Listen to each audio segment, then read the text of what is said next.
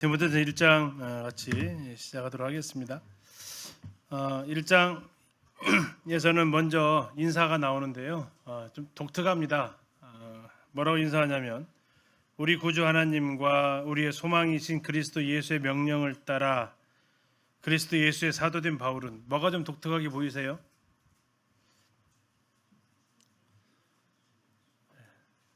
없어요? 일상적으로 저런 표현 안 쓰는데 썼네 하는 표현. 보통 구주하면 누구로 구주 예수라고 하죠. 근데 구주 예수라고 하지 않고 구주 하나님 이렇게 해놓고요. 다음에 소망이신 그리스도 예수 이렇게 표현하고 있습니다. 자, 구주 하나님, 이것은 이제 총 신약 성경에서 5번 나와요. 5번 나오는데 목기서신서에만 나옵니다. 교회에 보낸 편지에는 안 나와 있어요. 목기서신서 1장, 방금 여기 나와 있는 1장 1절에 나와 있고, 그 뒤로 가셔서 2장 3절 한번 보시면요. 2장 3절 찾으셨나요? 거기도 뭐라고 나와 있어요?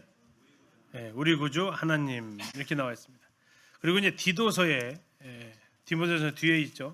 디도서에 3번에 걸쳐서 나옵니다. 우리가 이제 지난주에 이제 보셨던데 디도서 1장 3절에 이렇게 나와 있어요. 우리 구주 하나님. 2장 10절에 나와 있습니다. 2장 10절 뒷부분 보시면 범사에 우리 구주 하나님의 교훈 이렇게 나와 있습니다. 다음에 3장 4절에 나와 있습니다. 우리 구주 하나님의 자비 이렇게 표현되어져 있어요. 구주 예수라고는 이렇게 많이 하는데 구주 하나님, 이건 서신서에 안 나와있는데 이제 목기서신서에만 표현되어져 있는, 이게 맞냐라는 거죠. 맞은 게 써놨겠죠. 네. 하나님이 나의 구주냐? 자, 우리를 구원하시기 위해서는 누가 그 사역을 하셨어요? 삼위 하나님이 다 하셨다라는 겁니다. 성부 하나님 하신 것은 뭡니까? 계획하셨다라는 거. 계획하셨다. 네, 준비하셨다. 이분이 이 성부 하나님이 하셨던 일이 주로 계획하시는 하나님, 아들을 보내기로 계획하신 하나님, 그 아들을 통해서 우리를 구원하시기로 예정하신 하나님, 이것을 표현하죠. 성자 하나님 예수님은 실행하신, 우리를 구속하신 하나님. 그래서 구주로 표현되어 때는 일반 교회 서신서에는 구주 예수 이렇게 표현되어져 있습니다. 많이. 다음에 성령은 우리로 증거하게 하시고 우리 안에 그걸 믿게 하셔서 우리로 성령으로 인을 지시는 분. 그래서 사람을 구원하는데 이 세 하나님이 다, 세 삼위일체 하나님이 다 역사하시기 때문에 여기 1장 2절에 나와 있는 구주 하나님은 우리가 많이 들어보진 않았지만 틀린 표현은 결코 아닌 거죠. 하나님 우리를 구원하시기 위해서 그분이 계획하셨던 하나님이시기 때문에 그렇습니다. 두 번째도 예수님에 대한 이 표현도 조금은 생소한 표현입니다. 우리의 소망이신 그리스도 예수의 명령을 따라. 예수님은 주로 이제 믿음의 대상으로 많이 표현되어져 있는데 여기서는 이제 소망을 이야기하고 있습니다.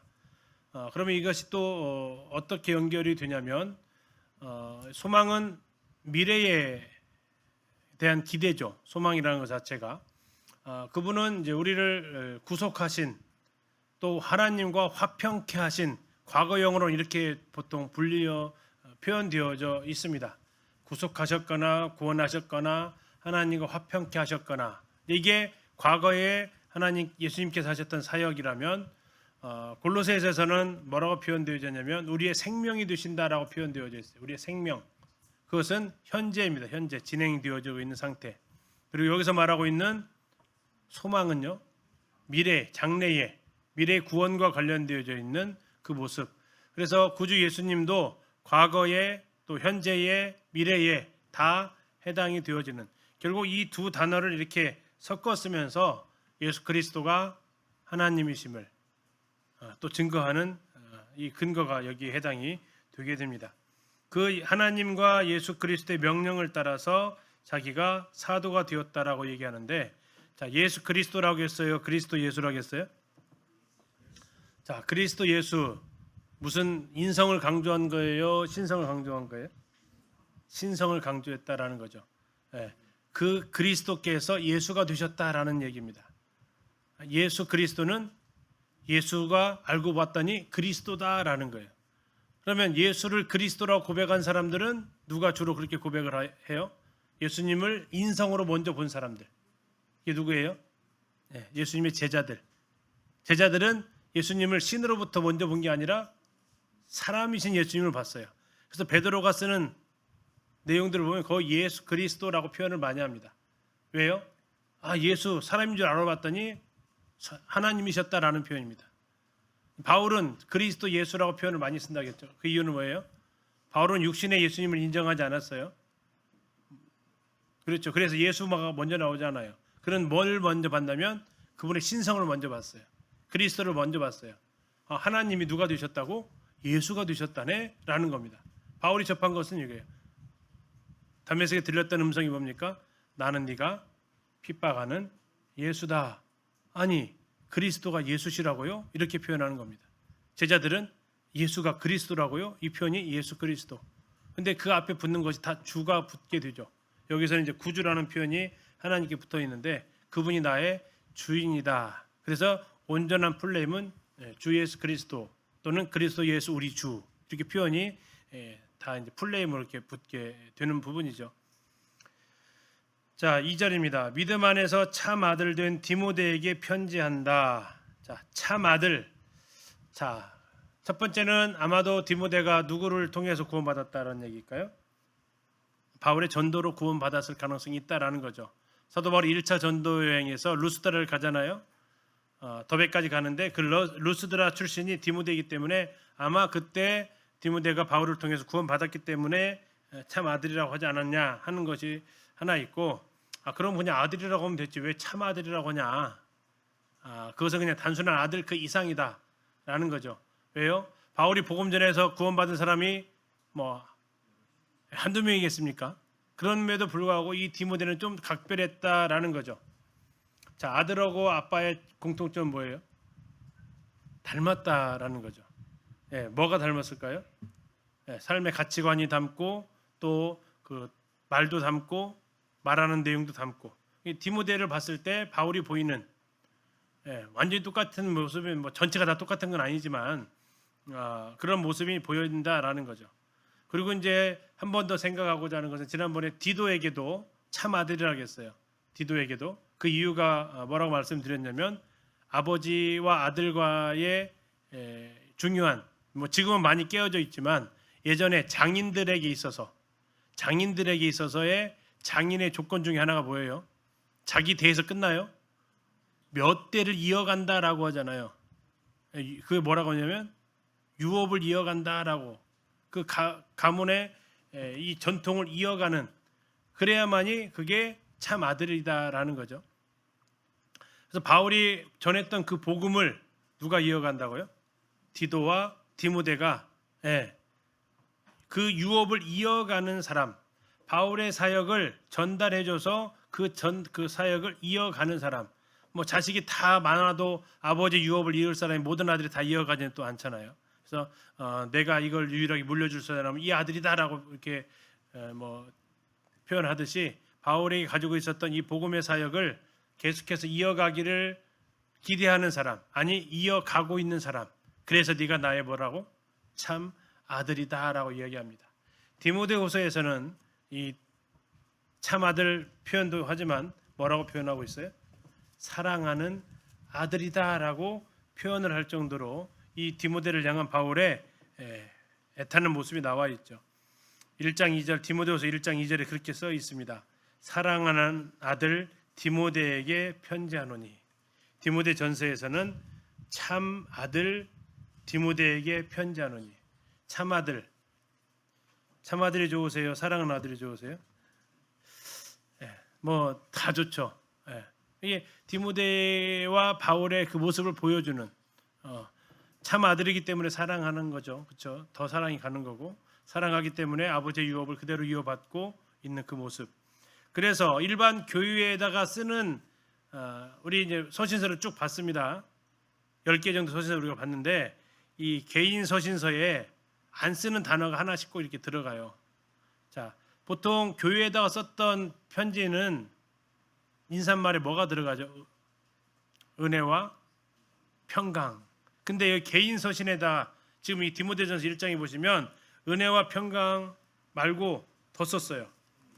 뭐가 썼어요? 네, 긍휼이라는 단어를 더 쓰게 됩니다.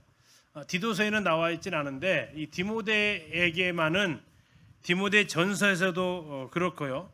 디모데 후서에서도 동일하게 은혜와 긍휼과 평강이라는 단어를 더 집어넣어서 뭐가 추가됐어요? 그럼요? 긍휼을 더 집어넣었다라는 거죠. 긍휼이 뭡니까? 긍휼이란 마땅히 벌 받아야 되지만 그 벌을 내리지 않는, 불쌍히 여긴다라는 거죠. 불쌍히 여기는, 긍휼히 여긴다. 뭐 단순히 아이고 쯧쯧 이런 차원이 아니라 더 애틋한 마음이 더 가는 그런 표현. 그래서 긍휼히 여긴다라는 것은 자식이 다 했을 때 한번 경험으로 자식들이 다 잘 나가는 애가 아이에게 긍휼히 여겨져요.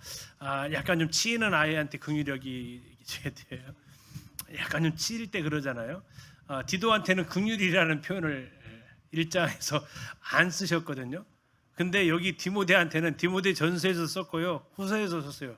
디모데만 보면은 디도한테 못 느끼는 감정이 하나 더 있는 것 같아요. 그게 뭐예요? 긍휼. 아마도 이제 아까 그 좀 내성적이고 속병도 있고 바울의 이 긍휼을 뭐 엄마로 표현하면 그 모성애를 자극하는 듯한 그 모습이 아마도 디모데에게 좀 더 있지 않았나 싶은 이 표현입니다. 그러면서 이야기합니다. 하나님 아버지와 그리스도 예수 우리 주께로부터 은혜와 긍휼과 평강이 너에게 있을 것이다라고 그를 향한 축복의 기도를 합니다. 이제 본론으로 들어가서 3절입니다. 상당히 생각보다 빨리 본론으로 들어가죠. 내가 마게도냐로 갈 때에 너를 권하여 에베소에 머물라고 한 것은, 자, 이거 뭐 처음 알았을까? 그건 아닐 겁니다. 다시 한번 생각나게 하는 겁니다.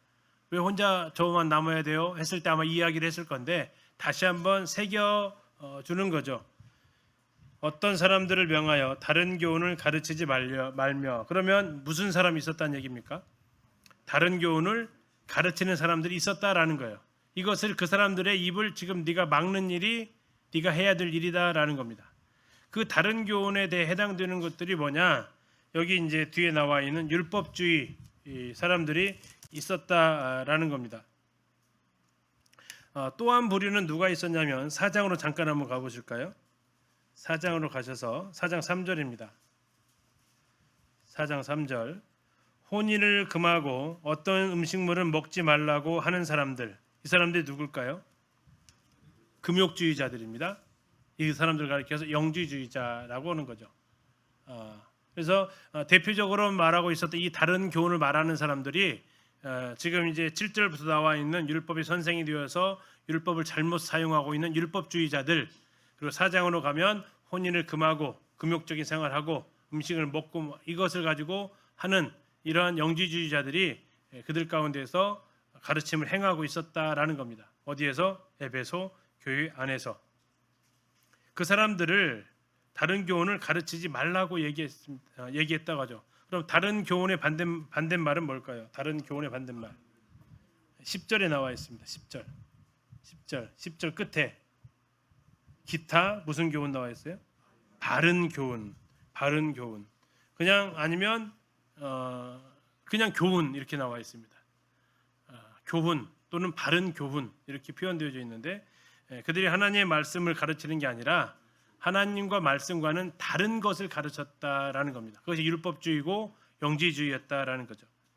그 내용은 신하와 끝없는 족보에 몰두하지 말게 하려 합니다. 자, 그 사람들이 몰두했던 것은 신하와 끝없는 족보 이야기입니다. 어떤 내용인지는 구체적으로 알려져 있지는 않습니다. 신화는 뭘까요? 전설입니다. 전설. 그러니까 이제 정확하지 않은 뭐뭐하더라라고 표현하지는 그런 말들. 근데 사람들의 굉장히 호기심을 자아나는, 와 신기하다, 뭐가 있는 것처럼 이렇게 보여지는 그런 것들이 주로 이제 신화입니다. 족보 이야기는 이제 근원에 대한 이야기들이죠. 그래서 이렇게 족보 이야기하는 사람, 족보 이야기한다는 것은 뭐야? 내가 누구 조상이고 조상 중에 누가 있고 그 사람 이런 일을 했고 뭐면서 이제 올라가면서 자꾸 부풀려지는 그런 이야기들이지 않을까 싶습니다. 아무튼 성경과는 관련 없는 이야기들이 바로 그들 사이에서 일어났다라는 거죠. 그것이 아마도 이제 영지주의자들의 그러한 표현들이 여기에 해당이 될 겁니다. 신화와 끝없는 족보에 관련된 그러한 이야기들. 자, 그 이야기들의 특징이 뭡니까? 이런 것은 믿음 안에 있는 하나님의 경륜을 경륜을 이름보다 도리어 변론을 낸다. 믿음 안에 있는 경건의 덕을 세우지 못한다라는 겁니다. 오히려 사람들의 마음 속에 변론을 낸다. 의문을 갖게 하고 의심을 갖게 하고 진짜야라고 오히려 이제 진리에 대해서도 같이 생각하게 만드는 이러한 부작용을 가져온다라는 거죠. 자, 3절에서 다른 교훈을 이야기하고 있다면 5절은 교훈을 얘기하고 있습니다. 원래가 이제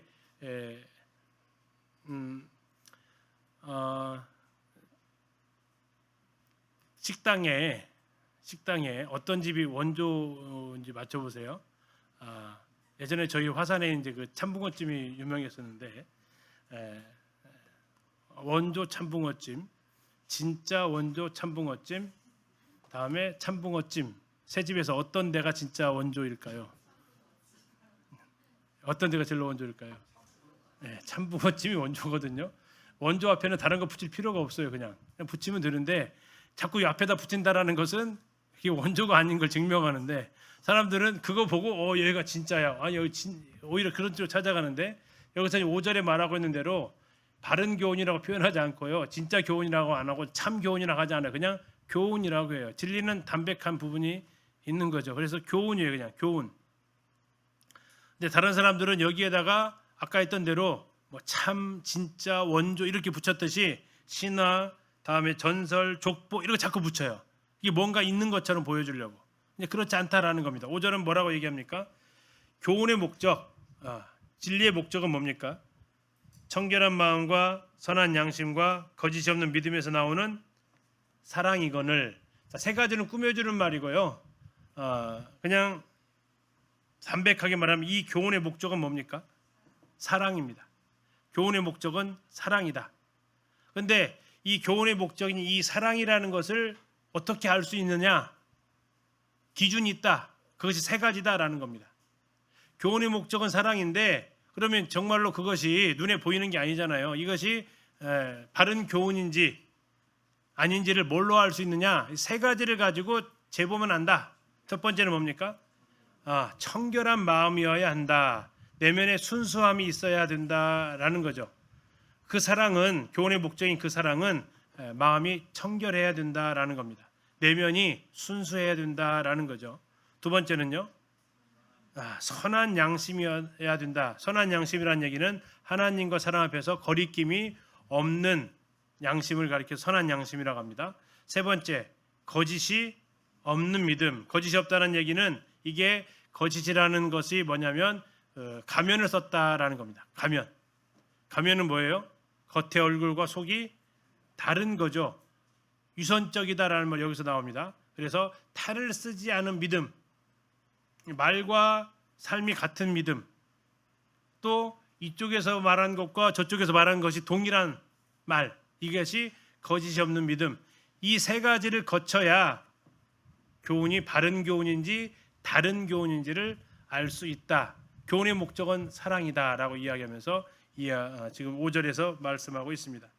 그런데 문제는 뭡니까? 사람들이 이 교훈, 지금 이 세 가지에서 벗어나 가지고 헛된 말에 빠졌습니다. 여기서 말하는 헛된 말은 뭘까요?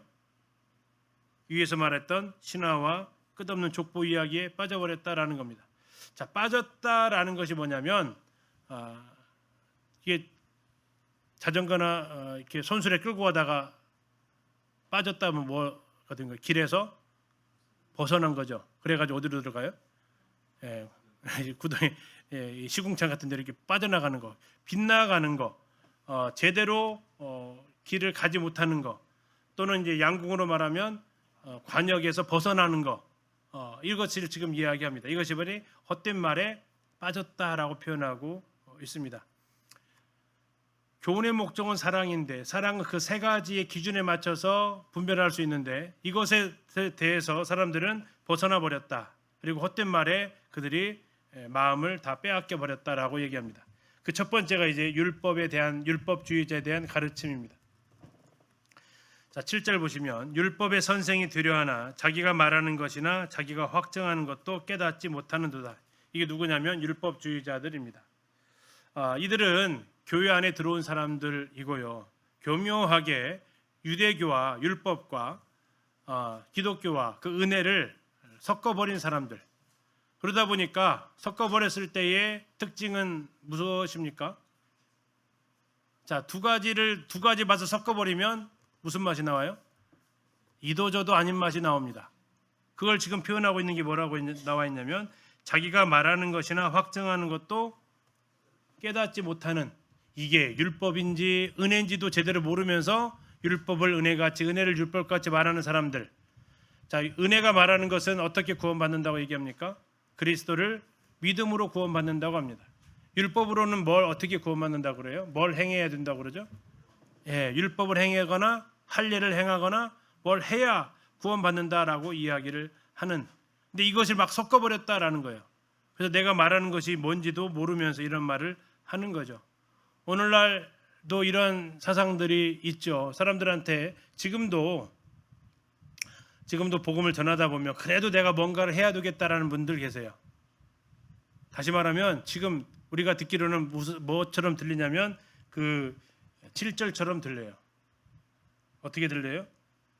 지금 자기가 뭔 말하는지 알고 저렇게 말할까 하는 것처럼 들려요. 자기가 확증하는 것도 깨닫지 못하는. 전에 이제 우리 김영진님 간증하시잖아요. 그래도 내가 뭐 해야 되니까. 허영진이 뭐라고 하셨다고 그래요? 뭘 할 건데, 뭐 얼마나 할 건데. 이게 이제 사람 내가 말한 것도 내가 제대로 감당을 못하는 어떤 그런 것들. 사람들한테 복음 전할 때도 그런 증상들이 나타나잖아요. 아이고 그래도 내가 그래서 이제 하도 답답하면 뭐라 그래요? 한번 해봐. 얼마나 할 건데 해봐 했을 때 그 사람들이 갑자기 이제 왜 화라고 딱 나오니까 갑자기 좀 당황스럽죠. 못한다 계속 해야 될 반응이 나와야 되는데 해보라네. 그럼 내가 지금 할 수 있는 게 더 없다라는 거죠. 이게 이제 7절에 이 율법이 가르쳐 주고 있는 한계. 내가 말하는 것도 알지 못하고 내가 정말 확실하게 믿고 있다라는 것도 증명해내지 못하는 이러한 가운데 그들이 들어가 버렸다라는 겁니다.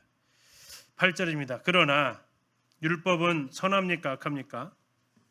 선합니다. 율법이 악하지 않습니다. 왜? 하나님께서 주셨으니까 선합니다. 율법은 사람이 그것을 어떻게 쓰면, 적법하게만 쓰면 선하다라는 겁니다. 적법하게 쓴다라는 게 뭡니까? 율법의 목적대로 쓴다라는 겁니다. 율법은 어떤 목적을 하나님 주셨다고 나오죠? 죄를 깨닫게 하기 위한 목적이다라는 거죠. 비누로 준 게 아니라 거울로 줬다라는 거죠.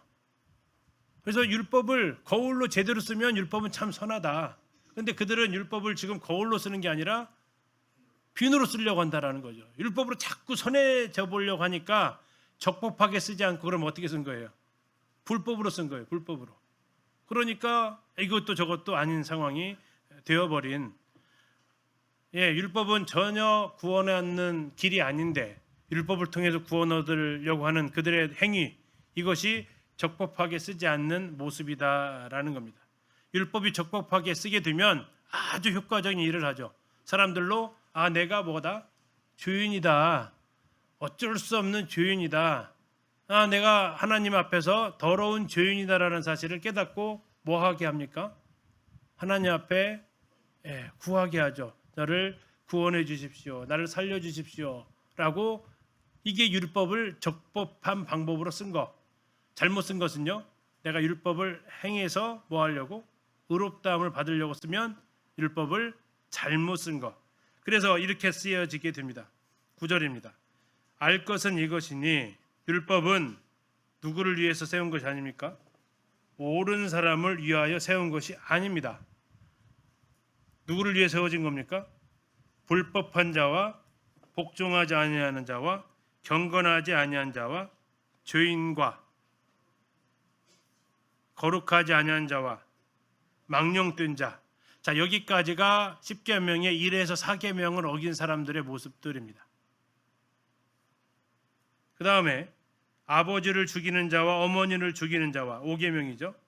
살인하는 자 6계명, 음행하는 자와 남색하는 자 7계명, 인신매매하는 자 8계명, 거짓말하는 자와 거짓 맹세하는 자 9계명, 그리고 기타 바른 교훈을 거스르는 자를 위함이니. 이 모든 것들에 해당되는 사람. 결국 율법이 목적이 뭡니까? 죄인으로 죄인을 보게 하는, 율법을 통해서 내가 이러한 죄인이었구나라는 것을 깨닫게 하기 위한 것이 적법한 방법으로 율법을 사용하는 건데, 11절 이 교훈은 뭡니까? 아까 말했던 5절에 나와 있는 이 교훈이죠. 3절에 나와 있는 다른 교훈의 반대말, 10절에 나와 있는 바른 교훈을 이야기하고 있는 말, 이것이 이 교훈입니다. 자, 이 교훈은 무엇입니까? 내게 맡기신 바 복되신 하나님의 영광의 복음을 따름이다. 지금 그들은 율법에 대해서 의롭다 함을 얻으려고 했지만 바울은 이렇게 얘기하는 겁니다. 내가 전하는 이 복음은, 나에게 맡겨진 이 복음은 율법이 아니다라는 거죠. 어떻게 하는 겁니까? 예수 그리스도를 믿음으로써 구원 얻는 그 복음을, 그래서 누가 영광을 받으세요? 복되신 하나님께서 영광을 받으시는 그 복음이다라는 겁니다. 복음이 사람의 죄를 더 드러내고, 율법은 사람의 죄를 더 드러내고, 복음은 하나님의 의를 더 드러내서 하나님의 영광을 높이는, 나는 이것을 전하는 사람이 되었다라는 거고요. 그 예가 12절부터 나와 있습니다. 자, 얼마나 이 율법이 사람을 죄인인지 확실하게 알게 하는지, 그리고 그 은혜가 그 죄인까지도 얼마나 구원할 수 있는지 그 예를 보여주고 있는데, 그 예가 누구일까요? 사도 바울이다라는 겁니다. 사도 바울. 자, 그래서 12절에 이렇게 얘기합니다. 나를 능하게 하신 그리스도 예수 우리 주께 내가 감사합니다 라고 얘기합니다. 자, 나를 능하게 하셨답니다. 바울을 능력 있게 하셨다, 뭐 그런 의미도 쓰이게 하겠지만, 죽을 바울이었던, 율법 앞에서는 정말 죄인이었던 그를 지금 이렇게 하나님의 복음을 전하는 자로 세우게 하신, 나를 그렇게 하신 그분을 찬양합니다. 왜요? 나를 충성되이 여겨주셨다라는 겁니다. 자, 충성되이 여겨줬다라는 것은 충성되다, 충성 안 되다. 충성되이 여겼다라는 얘기는 그 사람이 충성되다, 충성되지 않다. 충성된 사람은 충성되이 여겨줄게 그러면 좋아할까요? 여겨주지 마, 나 충성돼, 이렇게 하는 거예요. 근데 충성되지 않아. 그런데 충성되이 여겨주면 감사하다라는 거죠. 이게 바울이 지금 얘기하는 것은 충성되지 않았다라는 겁니다. 뭐에 충성되지 않았냐면 복음에 충성되지 않았어요.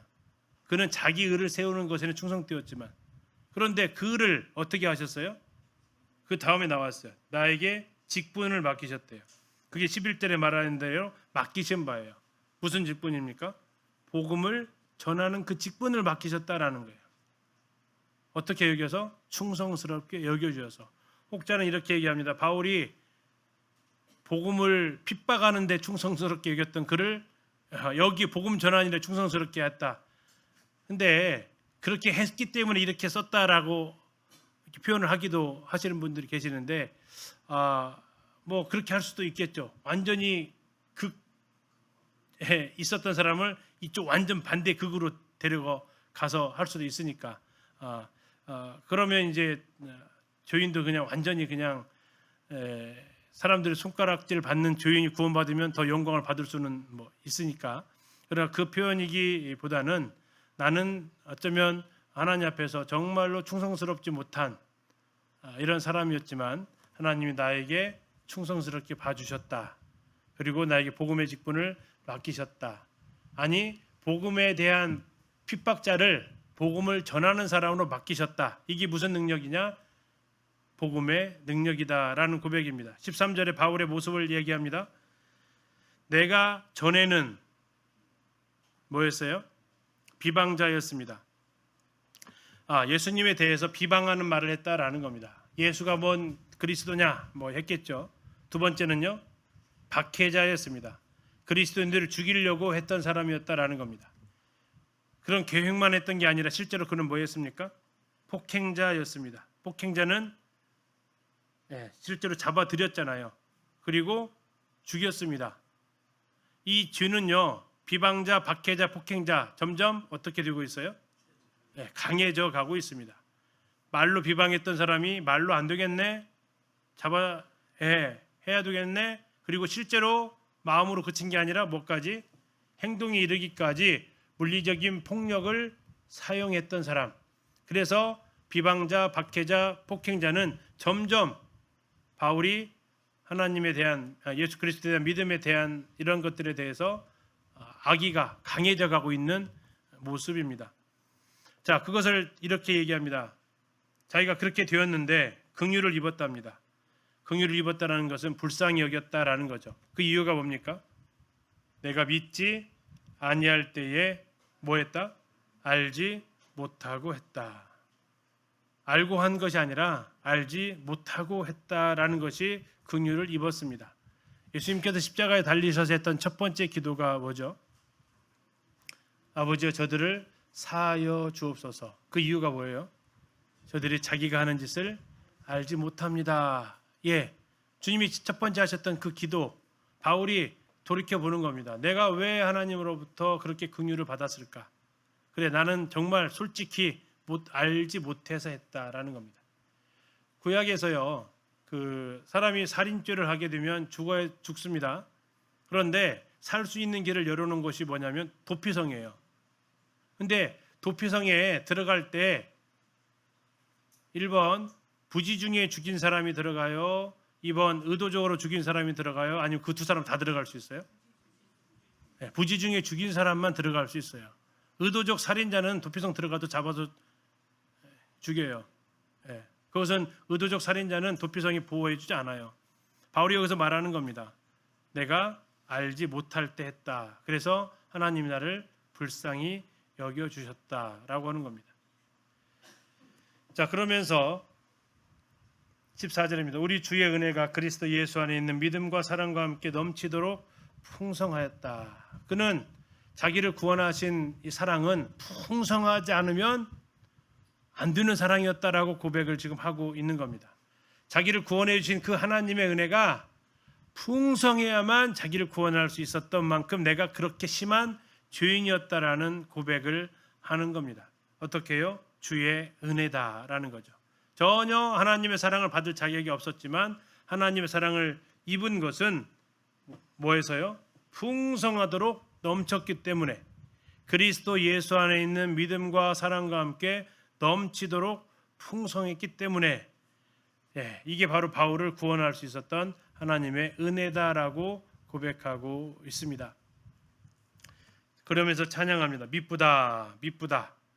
자, 이제 목회서신서에 이제 이 5번 정도 나오는데 그 중에 첫 번째가 이제 미쁘다, 첫 번째 나오는 말입니다. 미쁘다라는 얘기는 믿음직스럽다라는 뜻입니다. 믿을만하다라는 겁니다. 그 말이 무슨 말입니까? 모든 사람이 받을만하다라고 이야기하고 있습니다. 다시 말하면 이 복음은 자기뿐만 아니라, 긍휼을 베풀어 주신 이 하나님의 은혜는 자기뿐만 아니라 누구에게도 다 해당된다고요? 모든 사람들도 이 사실을 알면 이 하나님의 이 복음은 미쁘다라고 선언하게 된다라는 겁니다. 그것은 무슨 얘기입니까? 그리스도 예수께서, 아까 얘기했죠. 바울은 뭘 먼저 봤다고요? 신성을 먼저 봤어요. 그리고 그 신성, 하늘로부터 자기를 불렀던 그 음성이 예수라는 것을 알려주셨잖아요. 그래서 그리스도 예수라고 얘기를 하는 겁니다. 주님께서 이 땅에 내려오셨다라는 건 그가 알았다라는 거죠. 그리스도 예수께서 죄인을 구원하시려고 세상에 임하셨다 하였도다. 이게 무슨 말이라고요? 미쁜 말, 믿음직한 말, 신뢰할 수 있는 말, 모든 사람들이 아멘 할 수 있는 말, 죄인을 구원하시기 위해서 오셨다라는 거. 근데 문제는 뭡니까? 내가 죄인 중에 괴수다라고 얘기합니다. 내가 죄인 중에 괴수다. 다시 말하면 내가 나를 구원할 수 있는 길이 전혀 없었지만 하나님이 나를 구원하셨다라는 고백이죠. 자, 한번 생각해 보세요. 죄인 중에 괴수라면 살인자가 죄인 중에 괴수일까요? 이렇게 율법주의자가 죄인 중에 괴수일까요? 온갖 음행을 행하는 사람이 죄인 중에 괴수일까요? 율법을 통해서 이렇게 바울처럼 살았던 사람이 죄인 중에 괴수일까요? 우리가 생각하는 첫 번째 아닙니까? 그런데 바울은 얘기하는 거예요. 그렇게 음탕하게 살거나 사람을 죽인 죄보다 더 큰 죄가 있다라는 얘기죠. 그게 무슨 죄라는 얘기입니까? 예수 그리스도를 받아들이지 않은 죄. 바울은요, 빌립보서에 이렇게 얘기하잖아요. 나 엄청 경건했던 사람이야. 나 바리새인 중에 바리새인이야. 율법의 의로는 흠이 없었던 사람이야. 근데 그가 하나님 앞에서는 뭐라고 표현되어져 있어요? 죄인 중에 괴수다라는 겁니다. 정말 그렇게 율법을 철저히 지켰던 그 사람이 오히려 자기가 하나님의 아들을 배척했기 때문에 하나님의 아들을 배척하는 그 죄야말로 죄악 중에 죄악이다. 그래서 우리 요한복음 16장에서 죄에 대하여라 함은 뭐라고 얘기합니까? 저희가 나를 믿지 않는 죄. 하나님의 아들을 배척한 죄가 죄 중에서 가장 큰 죄다라는 거죠. 그래서 바울이 이렇게 자기를 얘기합니다. 나는 정말 죄인 중에 괴수다. 전에 고린도전서 볼 때 바울이 자기를 나는 사도 중에 지극히 작은 자라고 표현했습니다. 에베소서에서는 모든 성도 중에 지극히 작은 자라고 표현했고요. 여기 디모데전서에서는 죄인 중에 괴수라고 얘기합니다. 어떤 책이 제일 먼저 쓰여졌을까요? 자, 아까 우리가 책 봤잖아요. 1차 때 갈라디아서, 2차 때 데살로니가 전후서, 3차 때 고린도 전후서 로마서. 자, 고린도 전서가 제일 먼저 쓰여졌습니다. 순서대로 하면. 그 다음에 에베소서 4차 때 4권 쓰여졌잖아요. 이게 3차 전도 여행 때 썼던 고린도 전서에서는 뭐라고 했냐면 모든 사도 중에 지극히 작은 자. 4차 옥중서신에서 자기를 돌아보고 썼어요. 에베소서입니다. 거기서는 뭐라고 썼냐면 모든 성도 중에 지극히 작은 자. 자, 이 디모데전서는 언제 쓴 거예요? 5차 때 순회하면서 쓴 마게도니아 쓴 책. 이제 자기를 누구랑 비교하고 있어요? 죄인들과 비교하고 있어요. 자, 1차 고린도전서에서는 비교 대상이 누구였냐면 사도. 사도랑 비교해 보니까 자기가 어떻다고요? 아, 내가 제일로 낫네. 그러다가 좀 철이 들었어요. 에베소서를 쓸 때 됐어요. 이번에 누구랑 비교해요? 사도에서 비기더니 나 사도랑 비길 자가 아니야. 그래 내려왔네요. 어디로 내려왔어요? 성도로 내려왔어요. 그래서 뭐라고 표현해요? 모든 성도 중에 지극히 작은 자. 그러다가 조금 더 철이 드셨어요. 디모데전서 정도 왔으니까 그가 깨닫게 돼요. 자기의 비교 대상은 죄인이네. 그래서 지금까지는 사도 중에서 제일로 작은 자, 다음에 성도 중에 제일로 작은 자, 그러면 죄인 중에 제일로 작은 자라고 해야 될 것 같은데, 죄인 중에 제일로 작은 자라는 얘기는 겸손이에요, 교만이에요? 죄인 중에 제일로 작은 자, 그건 교만이잖아요, 그렇죠? 사도보다 작거나 성도보다 작으면 그건 겸손인데, 나 죄인 중에서도 나는 별로 죄 안 졌어 이렇게 되잖아요. 그래서 죄인 중에는 뭐라고 그래요? 괴수라고 얘기하는 거예요. 이게 이제 마지막 단계죠. 거기 그 밑으로 갈 것은 없잖아요. 그래서 바울이 마지막 고백이 뭡니까? 나는 죄인 중에 괴수였다. 다시 말하면 이것을 뭘 얘기하고자 하면은 죄인 중에 괴수까지도 하나님께서 충성되게 여겨주셔서 직분을 주어서 그 복음을 전하게 하셨다라는 거, 이게 뭐다? 11절에 나와 있는 거, 복되신 하나님의 영광이 복음을 따르는 것이다. 율법이 아니다. 이건 율법으로는 도저히 이런 일이 일어날 수 없다라는 거죠. 16절 그러나 내가 긍휼을 입은 까닭은, 다시 한번 얘기합니다. 13절에 긍휼을 입은 것은 얘기했죠. 16절에 내가 긍휼을 입은 까닭은 예수 그리스도께서 내게 먼저 일체 오래 참으심을 보이사 후에 주를 믿어 영생 얻는 자들에게 본이 되게 하려 하십니다. 무슨 뜻 같으세요? 바울도 구원받았다면 누구도 나도 구원받을 수 있겠네 라는 이야기가 되는 겁니다. 우리는 복음 전할 때 바울로 예를 들진 않아요. 주로 누구로 예를 들어요? 십자가에 못 박힌 강도도 구원받았다면 당신도 가능성 있는 거 아닙니까? 라고 이야기를 하는데 바울은 그렇게 얘기하지 않는다라는 거예요. 바울은 뭐로 얘기해요? 바울 같은 사람도 구원받았다면 당신도 구원받을 수 있습니다 라고 이야기를 하는 거예요. 교인 중에 교수가 구원받았다면 여러분은 교수 정도는 아니고 내 정도는 못 미치니까 당신도 충분히 하나님 은혜를 받을 자격이 주어졌다라는 겁니다. 그러면서 바울이 17절에 찬양을 합니다. 뭐라고요? 영원하신 왕, 곧 썩지 아니하고 보이지 아니하고 홀로 하나이신 하나님, 존귀와 영광이 영원 무궁하도록 있을 것입니다. 예, 하나님의 어떠하심을 지금 찬양하고 있습니다. 이 하나님을 찬양하는 이 17절의 찬양은 15절에 말하고 있는 교인 중에 교수라는 표현과 완전 상극을 보여주고 있는 표현이죠. 영원하신 왕, 썩지 아니한다라는 얘기는 불멸한다라는 얘기입니다. 결코 죽지 않으신다라는 의미를 가지고 있습니다. 보이지 않는다, 이건 영이신 하나님의 모습이죠. 그리고 홀로 하나이신 하나님, 유일하신 하나님, 그분은 찬송이 적합한 분이다 라는 고백이고 자기는 교인 중에 교수고, 그러나 이런 놀라운 하나님이시기 때문에 나 같은 교인 중에 교수도 뭐 할 수 있어요? 하나님의 복음을 전하는 자로 세울 수 있는 그 은혜로운 분이다라는 겁니다. 자, 그러면서 지금 이걸 통해 뭘 얘기하고 있냐면 다른 교훈 가지고 3절에서 말하고 있는 다른 교훈 가지고는 바울의 이런 구원의 역사를 도저히 일어날 수 없습니다. 그러나 바른 교훈은 사랑이잖아요. 이 바른 교훈은 바울의 이 악한 죄인 중에 교수라도 하나님 은혜를 받게 한다라는 거죠.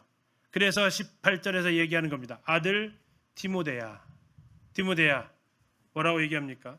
내가 너에게 이 교훈으로서 명하노니. 이 교훈은 무슨 교훈입니까? 그러면 지금 앞에서 쭉 얘기했던 이 교훈, 그런 이 사절에 나와 있는 신화나 족보 이야기 그런 거 말고 어떻게 이 악한 죄인이 하나님의 은혜와 긍휼로 자비하심으로 용서받고 하나님의 복음을 전할 사람이 되었는가에 대한 이 교훈, 내가 너에게 이 교훈으로서 명하노니 전에 너를 지도한 예언을 따라 그것으로 선한 싸움을 싸워라.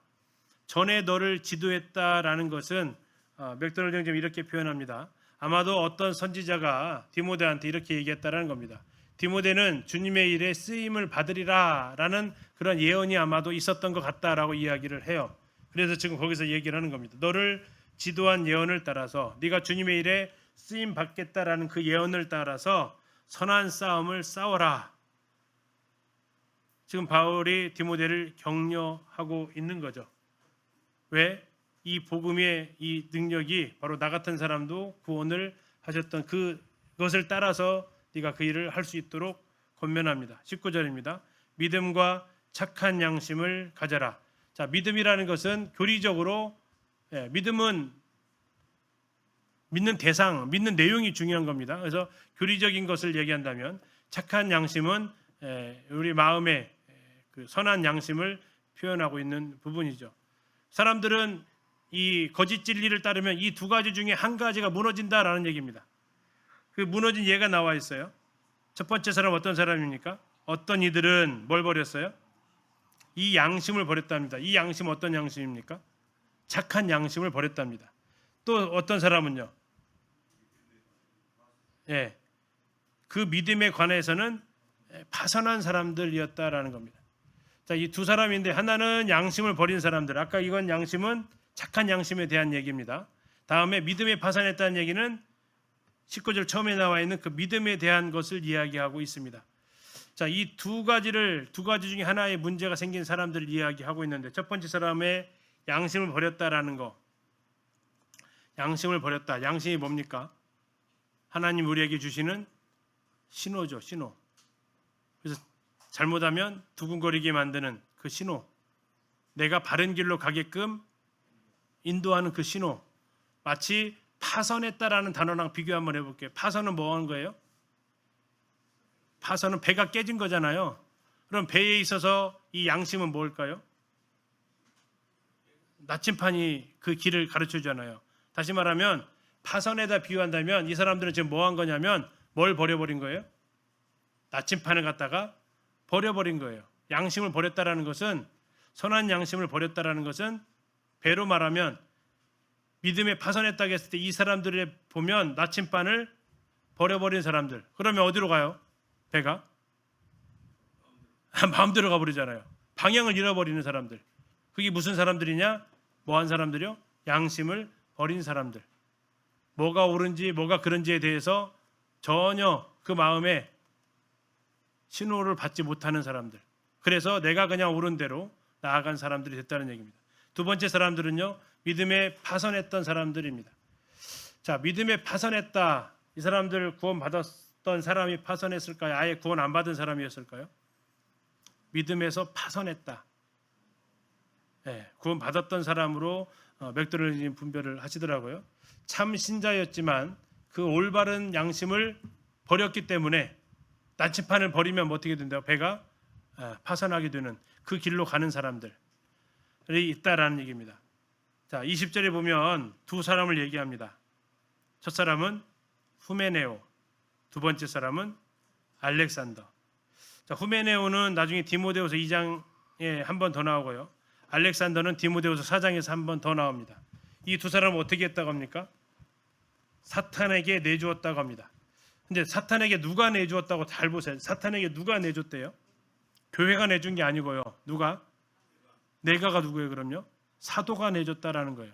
사도행전 5장에서 사도가 가지고 있는 권한 중에 하나가 아나니아 삽비라, 그들의 하나님 앞에 거짓됐을 때 뭐 어떻게 하죠? 죽죠. 그래서 그것을 베드로가 이제 너 장사시켜 버리는 이런 일을 합니다. 그런 모습이 아니겠냐라는 겁니다.